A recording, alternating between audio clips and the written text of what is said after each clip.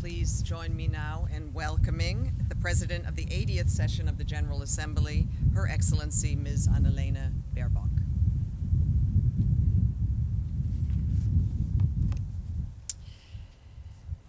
Peace, a simple word with only 5 letters. A word that people in this country, as in many others, just take for granted. Meanwhile, in other countries, it's one of the deepest longings. Peace, a principle on which the United Nations was founded, one enshrined in the Charter as our collective aspiration never again to return to the scourge of war. And yet, looking across the world, dear Secretary General, dear Deputy Secretary General, Undersecretaries, dear Excellencies, looking across the world from Gaza to Sudan, Ukraine, and beyond, we have not succeeded. Some argue if the United Nations has failed time and time again in its greatest promise of peace, is it still worth upholding the Charter? Such a view is not only cynical, it's irresponsible. Would there be less war without the United Nations? Definitely not. This is not the moment to give up. It's the moment to try even harder.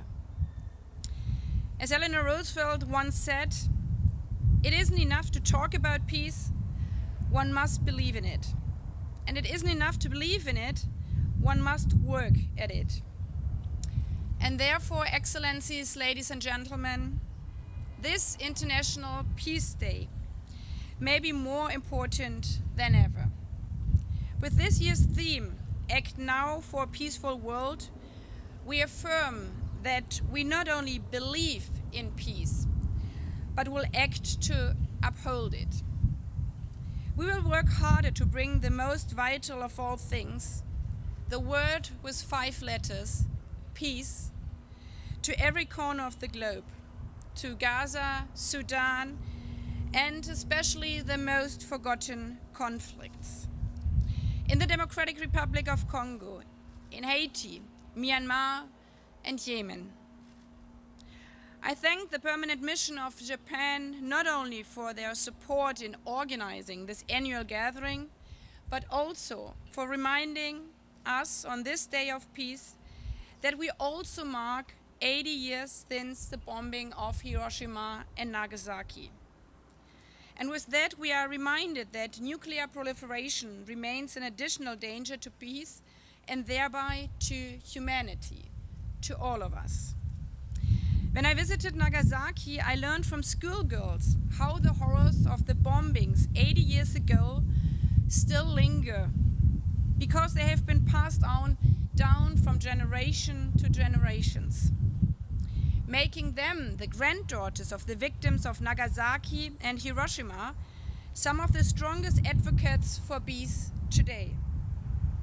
And it is more than symbolic that we are joined, again, as I have learned, by the school children, the students of the Tarumi violin program, drawn from across New York's diverse communities.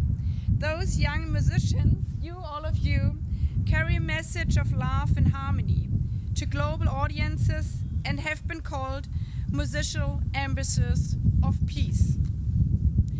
So within this every ring of the peace bell, and also in presence of the daughter, and we have learned just a couple of minutes ago, grandson of the person who donated the bell to us, with every ring of this peace bell, let us be reminded that peace is not only a simple word out of 5 letters.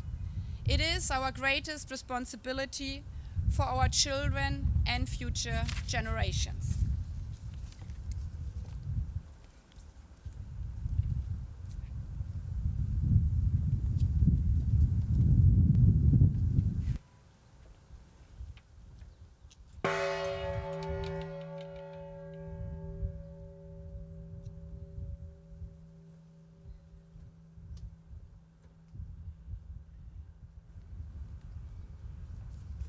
I thank the President of the General Assembly and everyone joining us today